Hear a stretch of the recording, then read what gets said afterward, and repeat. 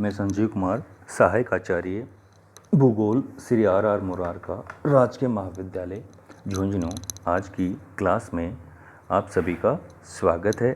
आज हम एक बिंदु संदर्श ब्लॉक आरेख या one point perspective block diagram का अध्ययन करेंगे। ब्लॉक आरेख आयत उच्चावच लक्षणों के त्रिविम स्वरूप को किसी समतल सतह पर प्रदर्शित करने की महत्वपूर्ण या सरलतम विधि है। यानी कि ब्लॉक आरेखों की सहायता से जो स्थलाकृतिक लक्षण होते हैं उनके 3D स्वरूप यानी ऊंचाई, लंबाई, चौड़ाई आदि को समतल सतह पर प्रदर्शित किया जाता है। ब्लॉक आरेख हैं वो क्या हैं, 3 प्रकार के होते हैं। स्केच ब्लॉक आरेख, समोच्च रेखीय मानचित्र पर आधारित असंदर्श ब्लॉक आरेख तथा संदर्श ब्लॉक आरेख। संदर्श ब्लॉक आरेख जो होते हैं, पर्सपेक्टिव ब्लॉक डायग्राम जो होते हैं वो भी क्या है, 2 प्रकार के होते हैं। एक बिंदु संदर्श ब्लॉक आरेख तथा 2 बिंदु संदर्श ब्लॉक आरेख। आज हम एक बिंदु संदर्श ब्लॉक आरेख या one point perspective block diagram बनाना सीखेंगे। तो one point perspective block diagram बनाने के लिए सबसे पहले हम मानते हैं कि ABCD किसी मानचित्र पर बनाया गया एक आयतकार क्षेत्र है।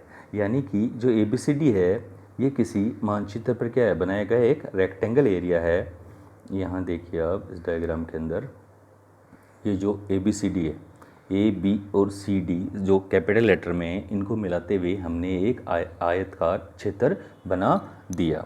अब इस जो ABCD रेक्टेंगल एरिया है इसको हम वर्गों के जाल में इस पर वर्गों के जाल बना दिए जाते हैं या वर्गों के जाल में इसको परिवर्तित कर दिया जाता है। इसके लिए AB जो साइड है इस पे समान अंतर पे G और F पॉइंट हम इसकी मतलब AB डिस्टेंस की इसको माप कर इसको समान भागों में बांटना है हमें, तथा उसी प्रकार D और A जो DC रेखा है इसको भी हमने AB पॉइंट अंकित कर दिया। यानी जो भी हम वर्ग का जो भुजा की जो माप रखेंगे उस माप के आधार पे हमें इस ABCD जो आयत है इसको वर्गों के जाल के लिए पॉइंट अंकित करने और फिर उसे मिला के उनको वर्गों का जाल बनाना है। इसी प्रकार AD रेखा है उस पर भी हमने 1-1 सेंटीमीटर पर HIJ बिंदु अंकित कर दिए हैं। इसी प्रकार BC रेखा पे भी EDC बिंदु अंकित कर दिए हैं। तो अब इन GA बिंदु को, FB बिंदु को, HE बिंदु को, ID बिंदु को, JC बिंदु को मिला के ABCD जो रेक्टेंगल था उसमें वर्गों का जाल बना दिया है।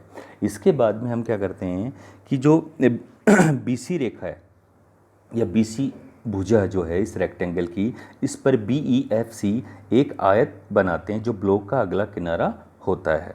यहाँ पे हमें ध्यान रखना है कि जो BE के बीच की दूरी है या CF के बीच की दूरी है उस सामान्यतः हम 1 सेंटीमीटर रखते हैं। इसके बाद हम अगले डायग्राम में आते हैं। हम देखोगे आप कि इस जो ABCD रेक्टेंगल था इसके ऊपर एक हॉरिजॉन्टल लाइन होती है, उस पर एक वेनिसिंग पॉइंट P अंकित या लोपी बिंदु P अंकित हम कर देते हैं। तथा AC जो स्मॉल BC रेखा के ऊपर या BC साइड के ऊपर स्मॉल लेटर में जो C है, ये देखिए इधर ये जो स्मॉल लेटर वाला C है, इससे C रेखा की सिद्ध में ऑब्जर्वर की स्थिति वाला O बिंदु अंकित करते हैं। ये देखिए O बिंदु वाला स्थान अंकित कर दिया गया है। अब हम BC इसमें ABCD रेक्टेंगल पे आते हैं।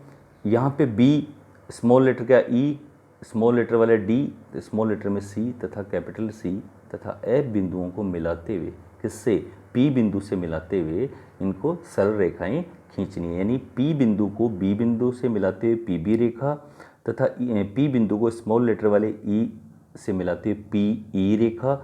इसी प्रकार DCF बिंदु को P बिंदु से मिलाते हुए रेखाएं खींचनी होती हैं। इन रेखाओं को खींचने के बाद यानी जो PB रेखा खींच दी है, इसके बाद हमें O बिंदु पे आना है। O बिंदु और A बिंदु को मिलाते हुए O बिंदु तथा A बिंदु को मिलाते हुए OA रेखा खींचनी है जो PB रेखा को A डैश बिंदु पर काटती है। यानी कि जो O और A बिंदु को मिलाते हुए OA रेखा खींची, B और तथा P बिंदु को मिलाते हुए PB रेखा खींची। ये जो PB रेखा और OA रेखा जहाँ एक दूसरे को इंटरसेक्शन करेंगे, एक दूसरे को काटती हैं, वहाँ पे A डैश बिंदु अंकित करते हैं। इस डायग्राम में देखिए यहाँ पे देखिए आप OA रेखा PB रेखा जहाँ एक दूसरे को काट रहे हैं वहाँ पे A डैश अंकित किया हुआ है। अब बी ए डैश भुजा जो है वो ब्लॉक के बाईं ओर वाला किनारा प्रदर्शित करती हैं। इसके बाद ओ बिंदु से ओ बिंदु पे आना है, ऑब्जर्वर वाले पॉइंट पे आना है, प्रेक्षक बिंदु पे आना है। वहाँ से ओ डी जो D A B C D जो रेक्टेंगल था उसका जो डी पॉइंट था, उस ओ से उस डी पॉइंट को मिलाते ओ डी रेखा खींचनी है। जो पी सी रेखा को यानी जो पी और सी को मिलाते जो रेखा खींची गई थी उनको डी डैश बिंदु पे काटती है। यानी जहाँ पी सी रेखा और ओ डी रेखा एक दूसरे को इंटरसेक्शन करेंगे, एक दूसरे को जहाँ काटेंगी, वहाँ पे डी डैश बिंदु अंकित किया जाता है। इसके बाद में ए डैश तथा डी डैश को मिलाइए, ए डैश तथा डी डैश को मिलाइए तथा ए डैश तथा डी डैश रेखा ब्लॉक के पिछले किनारे को प्रदर्शित करती है। यह रेखा बी सी रेखा के समांतर होती है। यानी जो ए डैश और डी डैश रेखा जो खींचेंगे वो बी सी रेखा जो है उसके समांतर होती है, उसके पैरेलल होती है।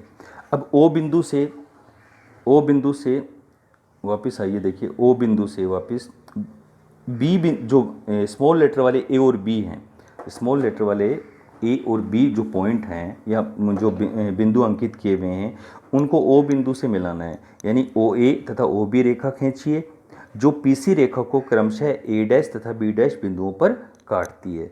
ए डैश तथा बी डैश बिंदुओं से ए डैश डी डैश रेखा के समांतर क्रमशः है A dash G dash B dash F dash रेखाएं खींचिए।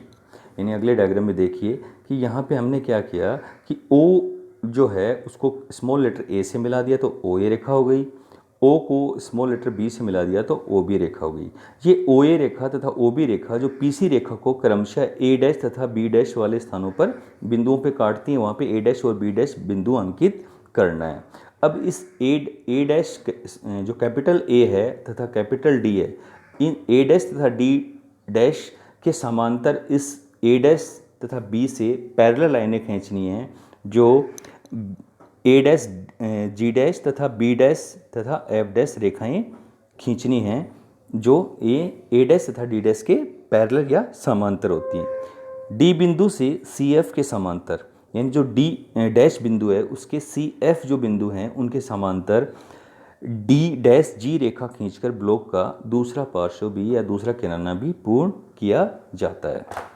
इस प्रकार विभिन्न चरणों को पूरा करते हुए अपन किसी मानचित्र पर खींचा गया जो आयतकार क्षेत्र था उसको एक बिंदु संदर्श ब्लॉक आरेख में परिवर्तित किया जाता है। इस प्रकार या कहें कि हम एक बिंदु संदर्श ब्लॉक आरेख की रचना की जाती है। धन्यवाद।